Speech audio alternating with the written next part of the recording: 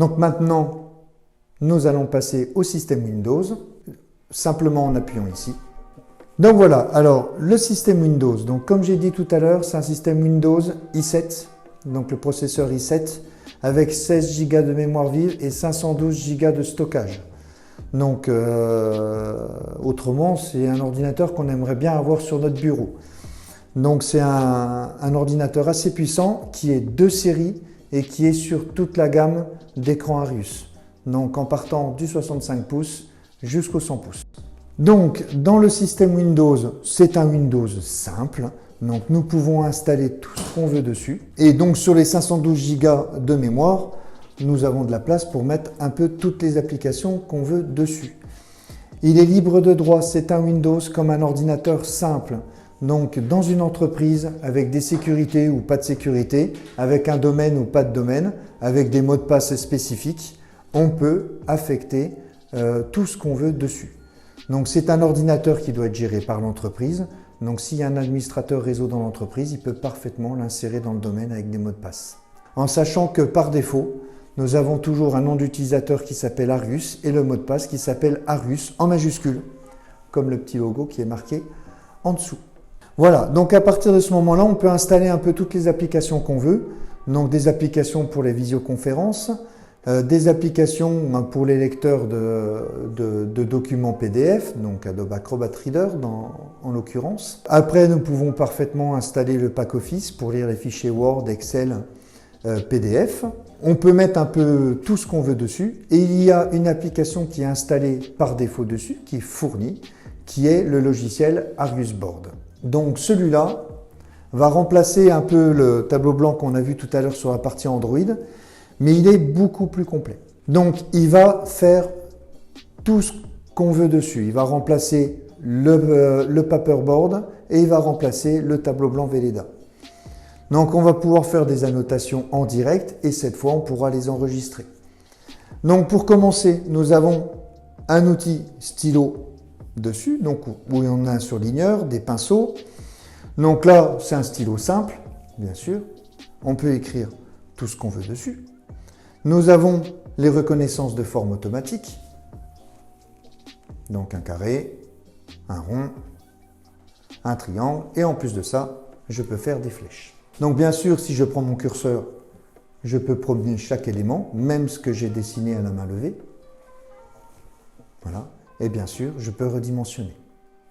Donc en plus du redimensionnement, nous avons une cotation qui s'affiche, en sachant que c'est une cotation en pixels, donc c'est pas des centimètres, c'est pas des millimètres, c'est pas des mètres, c'est tout simplement une petite valeur en unité.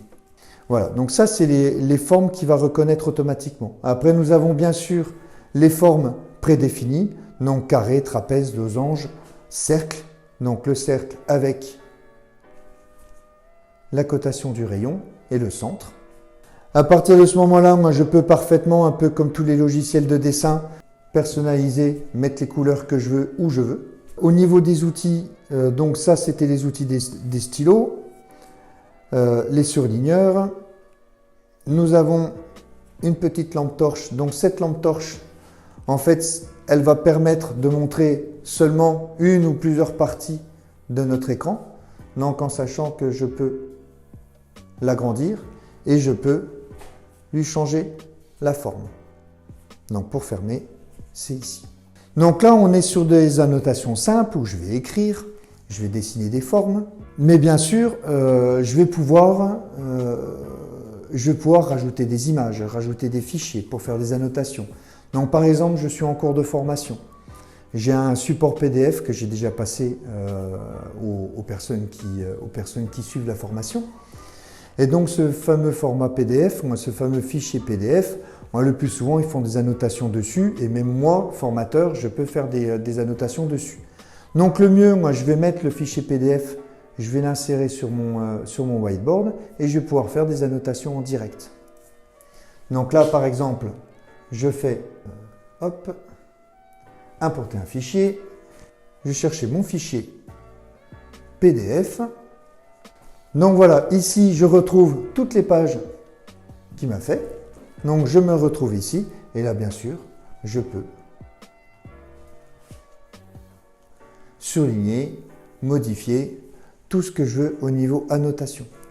Donc à partir de ce moment-là, moi je vais avoir modifié un fichier PDF. Ce fichier PDF, moi les personnes qui regardent la formation, moi, ils aimeraient bien avoir le même avec les annotations que j'ai fait. Moi bien sûr, je vais pouvoir le faire en faisant fichier, enregistrer en tant que, et là je vais pouvoir créer mon fichier en PDF, en PPT, en Word, en Excel, en HTML ou en PDF. Donc le plus souvent, on va le refaire en PDF. Donc à partir de ce moment-là, moi, ils vont avoir leur fichier PDF de base. Après, ils vont avoir un autre fichier PDF qui, lui, ne sera pas en mode portrait, mais en mode paysage, forcément. Mais il y aura toutes les annotations que le formateur a fait dessus. Donc là, je vais pouvoir l'imprimer, parce que bien sûr, je suis sur un Windows, donc je peux faire fichier imprimer, l'imprimer s'il y a une imprimante de disponible, bien sûr. Je vais pouvoir l'enregistrer au format que je veux, comme j'ai montré tout à l'heure, sur une clé USB et le montrer directement. Donc ça, c'est différents supports qu'on va pouvoir montrer. Mais également, je vais pouvoir le faire avec cette petite fonction. Je vais pouvoir faire un support un peu spécial et puis qu'on ne voit pas sur d'autres tableaux. Donc c'est un support vidéo et support visuel. Je peux faire un support qui va enregistrer toutes les étapes que je fais sur mon tableau blanc. Donc cette fonction est ici, il suffit que je la mette en route et à partir de ce moment-là, le logiciel va enregistrer tout ce que je fais à l'écran. Donc là bien sûr je vais pousser ça, tout ce que je fais à l'écran au niveau écriture. Donc du moment que je vais basculer sur une autre page, que je vais montrer une partie, bien sûr faire des explications dessus, donc mon petit point d'exclamation que j'aime bien faire. Voilà, toutes les explications sur les pages vont être enregistrées, donc tout le visuel est enregistré. Il y a une capture d'écran qui se fait, qui est transformée en vidéo. Mais en plus de ça, va y avoir, grâce à la webcam, qui est avec un micro intégré, nous allons pouvoir enregistrer tout ce que le formateur dit. Donc je vais avoir une belle vidéo de tout ce qui se passe à l'écran, pas ce qui se passe dans la salle, ce qui se passe à l'écran, mais en plus de ça, je vais avoir l'enregistrement de ma voix. Donc les personnes vont avoir le fichier PDF sur clé USB, le fichier PDF imprimé sur papier, et en plus de ça, ils vont avoir sur la clé USB un petit fichier vidéo où va y avoir toute l'explication. En plus de ça, pour les annotations, pour le texte, etc., une fonction que je n'ai pas montrée au début par rapport au stylo. Donc là, nous avons une main avec un stylo dedans. Je peux parfaitement écrire. Comme certaines personnes n'ont pas toujours une écriture facile à lire, nous avons la reconnaissance de texte. Donc, il reconnaît automatiquement ce que j'ai écrit. Éventuellement, s'il n'a pas reconnu, je vais avoir un menu déroulant avec ce qu'il me propose comme reconnaissance. Je peux bien sûr le bouger, le manipuler comme je veux. Et pour les personnes malvoyantes, je peux mettre le petit haut-parleur qui va dire ce que j'ai écrit. Donc ça, c'est pour les personnes malvoyantes, c'est bien pratique. Donc voilà une autre fonction qui est en plus. Je vais rajouter une page. Donc là, j'ai la touche pour ajouter des pages, donc page blanche, page verte, page noire ou une page avec un fond d'écran que je vais spécifier. À partir de ce moment-là, j'ai inséré un fichier PDF tout à l'heure. Je peux insérer des images, donc des images à partir de fichiers ou à partir de la galerie, donc une galerie qui est prédéfinie dans le logiciel. Donc autrement, moi, je peux parfaitement aller chercher une image. Voilà. Hop, que je peux faire la rotation comme je veux ou dimensionner comme je veux. Et éventuellement, dans le petit menu déroulant en haut à droite, moi, je peux modifier l'angle de rotation, faire du miroir, tourner, verrouiller pour ne pas y toucher, faire du copier, du coller et puis rajouter éventuellement un hyperlien. Voilà pour l'insertion d'image. En plus de l'image, je peux insérer un média. Donc, vous allez me dire un média, mais pourquoi faire? Donc, l'avantage d'un média, par exemple dans le cas du sport, nous allons avoir la vidéo d'un match de foot pour un entraînement. Donc, nous allons avoir le match de foot, forcément, l'entraîneur il va être intéressé de voir cette fameuse vidéo et de faire des captures de temps en temps et faire des annotations par-dessus ces captures. Donc là, je vais chercher une vidéo. Donc on peut faire bien sûr de l'insertion de vidéos en 4K. Et du moment que je veux montrer une étape précise, il suffit que j'appuie sur l'appareil photo. Donc là, ma vidéo continue. Donc bien sûr, je peux mettre en pause. Et là, je prends mon image comme je veux. Et là, bien sûr, on n'est pas sur un match de foot, mais je peux parfaitement dire, par exemple, toi, tu te déplaces ici, alors que tu étais là, il fallait que tu bouges. Voilà, donc ça, c'est un exemple simple de vidéo. Après, il suffit que je revienne en lecture, je refais une autre photo, je ferme et on continue. Pardon, hop, et on continue les modifications des images. Donc bien sûr, si je veux faire la même chose sur la page suivante, il suffira que je recommence, insérer multimédia, je vais chercher ma vidéo et on est reparti. Voilà. Si je reviens sur cette page-là, donc là c'est les captures que j'ai fait tout à l'heure, je reviens sur celle-là, je reviens sur ma vidéo qui est en cours. Donc ça fait une pause automatique quand je passe de page en page. Voilà pour l'insertion de médias. Dans les fonctions ici, dans le menu, nous avons cette fonction-là qui, elle, va mettre, c'est une mémoire tampon par page. Donc, elle va savoir tout ce qui a été fait depuis le début. Par exemple, je sélectionne cette page-là, j'appuie sur lecture et depuis le début, il va me dire ce que j'ai fait dessus. Donc, plus la manipulation sur la page est longue, plus il va compresser un petit peu la vidéo. Mais voilà, c'est une vidéo pour chaque page. Donc, en mémoire tampon, ce n'est pas une vidéo qu'on peut mettre en mémoire. Mais par contre, ça résume un peu tout ce que j'ai fait depuis le début. Donc, en cours de formation, si quelqu'un n'a pas suivi l'étape qui vient juste d'être faite à l'écran, moi, je peux rappuyer sur lecture et je n'ai pas à réexpliquer. Bon, bien sûr, il faut que je parle par-dessus. Mais au niveau de la manipulation de l'écran, je ne suis pas obligé d'effacer et de recommencer. Voilà pour cette étape-là. Bien sûr, je peux rajouter l'heure. Dans le cas des formations, c'est intéressant. Car tout le monde des fois, au lieu de tourner toujours le poignet pour regarder l'heure, il y a l'heure à l'affichage en sachant que cette heure-là, elle reste tout le temps en permanence sur l'écran. Je peux rajouter du texte, je peux rajouter un tableau. Donc ce tableau est plutôt, on va plutôt l'interpréter comme un quadrillage. Car à partir de ce quadrillage-là, moi je peux éventuellement mettre les bonnes réponses, les mauvaises réponses, les notes, etc. Les attentions, bien sûr. Donc là, c'est avec les petits filigranes qui sont en mémoire. Mais ce n'est pas un tableau comme des tableaux Excel où je vais pouvoir mettre des formules de calcul. Bien sûr, on a une gomme. Donc, la gomme, on a la petite gomme, la moyenne gomme, la grosse gomme et la gomme par zone. Donc, la petite gomme, bien sûr. Bon, moyenne gomme et grosse gomme, il n'y a pas de problème. Et puis, la gomme par sélection. Donc, il faut savoir que la gomme est utile pour tout ce qui est écrit. Donc, écrit en manuscrit. Tout ce qui va être l'écriture reconnue comme ça ou des objets comme les filigranes, c'est des objets, ce n'est pas une écriture manuscrite. Donc, si je lâche ma gomme, tout revient, sauf l'écriture manuscrite que j'ai fait. Donc, la gomme efface vraiment que ce que j'écris en manuscrit, pas les objets. Par exemple, sur cette page-là, si j'utilise ma gomme, donc là, on va prendre la grosse gomme, on a l'impression que j'efface tout, et non, les objets reviennent. Donc, ce que j'appelle les objets, donc tout ce qui est forme ici, pour les effacer, il suffit de faire le petit menu déroulant, effacer. Et là, j'ai effacé la peinture qu'il y a à l'intérieur, et là, j'efface maintenant la forme. Nous avons une fonction ici, qui est très pratique, donc le U. Nous allons nous mettre sur une nouvelle page.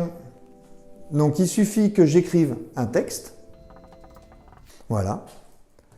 Je l'entoure avec la fonction. Le U, c'est pour URL, c'est-à-dire qu'il va reconnaître automatiquement ce que j'ai marqué sur le tableau et il va rechercher tout ce qui correspond sur Internet de ce que j'ai écrit.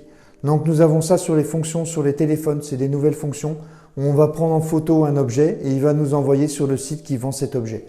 Donc là c'est à peu près la même chose, il reconnaît le texte comme il peut reconnaître aussi les photos. Donc j'insère une photo, je fais la reconnaissance, il va me dire même chose, chez Amazon je peux trouver ça, etc. Voilà, donc là on retrouve une marque très connue avec des produits révolutionnaires. Voilà pour ce qui est du logiciel. Donc bien sûr on peut copier, on peut coller, on peut annuler. Donc là on a utilisé vraiment ce qu'on appelle le whiteboard.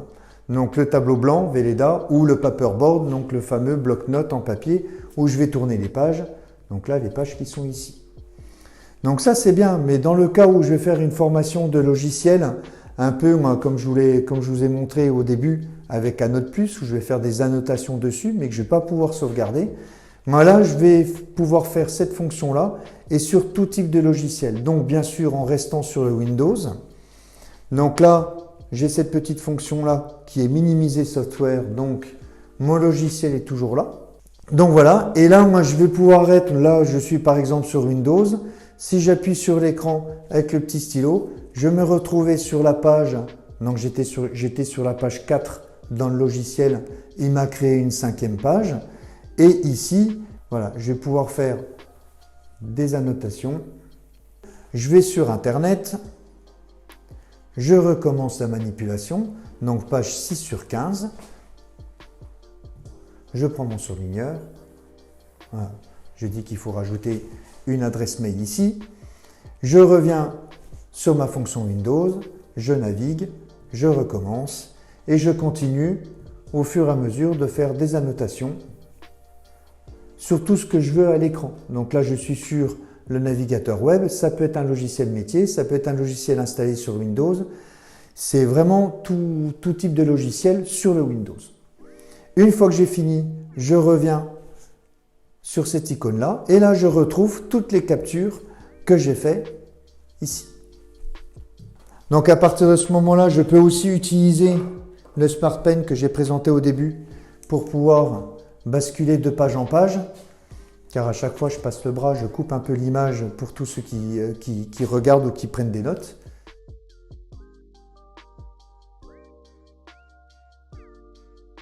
Alors donc nous allons voir la fonction avec eShare Pro qui est la fonction de mirroring. Donc on peut projeter jusqu'à 4 écrans. Donc on peut cumuler avec l'application eShare et le dongle. Donc dans un premier temps nous avons ici le dongle. Donc, nous avons un PC Windows avec le dongle de connecter dessus. Après, nous avons un Macintosh avec l'application eShare et un téléphone. Donc, pour se connecter avec eShare, nous avons ici, comme j'ai expliqué avant, le QR code pour charger l'application, le réseau ici à laquelle il faut se connecter et après, on retrouve notre écran dessus. Donc à partir de ce moment-là, on va pouvoir faire de la duplication. Donc je vais commencer par le dongle.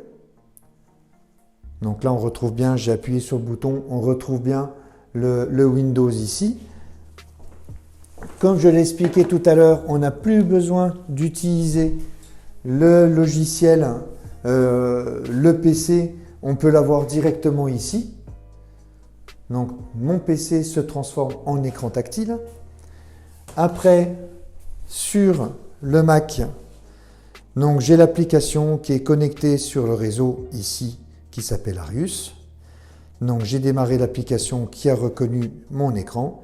Je fais Share Screen et là je me retrouve avec la duplication de l'écran du Mac. Donc même chose ici, toujours en interactif. Après, je vais rajouter encore un troisième. Donc là, j'ai mon téléphone qui est connecté sur le réseau Wi-Fi Arius. Je prends eShare et je fais duplication d'écran. Et je retrouve mon téléphone.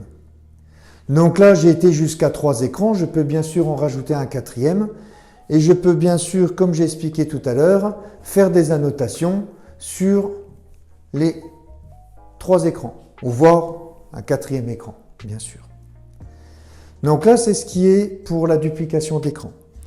Donc en plus des fonctions de mirroring, avec l'application eShare sur une tablette ou sur un téléphone, donc iOS ou Android, je vais pouvoir utiliser la fonction télécommande.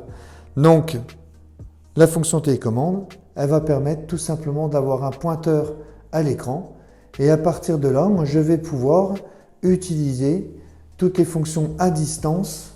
Donc je peux être parfaitement au fond de la salle et puis manipuler, tourner les pages. En plus du Smart Pen, je vais pouvoir vraiment utiliser un peu comme un pointeur laser. Donc ça, c'est une des fonctions du eShare. Et j'ai une autre fonction très importante qui est le partage de la webcam. Donc je vais utiliser la webcam de mon téléphone pour pouvoir montrer soit un document, soit une manipulation technique sur du matériel, ou soit tout simplement des produits comme ici.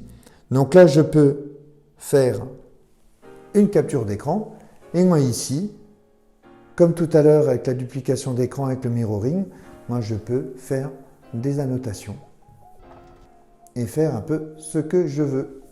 Hop, donc là, je sors de l'annotation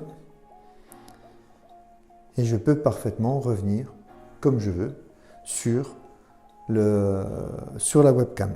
Donc voilà pour les applications eShare.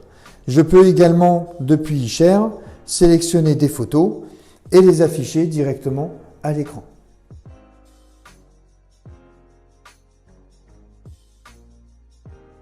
Alors pour ce qui est de la visioconférence, donc là nous utilisons la caméra qui est par défaut, qui est fournie avec l'écran, donc qui est une caméra Ultra HD en 4K. Et pour notre exemple, nous allons utiliser le logiciel Zoom, en sachant qu'il y a pas mal de logiciels différents par rapport aux visioconférences. Mais disons que le Zoom est pas mal au niveau partage d'écran et multiplication d'images par rapport aux participants. Voilà, donc là nous avons une réunion qui est en route, où nous avons les participants. Et donc, à partir de ce moment-là, je vais pouvoir faire un partage d'écran. Hop. Voilà, donc là, les participants, ils voient ce que j'ai à l'écran. Et je peux bien sûr utiliser notre logiciel Ariusboard, où ils vont voir tout ce qui se passe au niveau réunion. Donc, tout ce que je partage à l'écran, avec le logiciel de visioconférence, les participants peuvent voir tout ce qui se passe.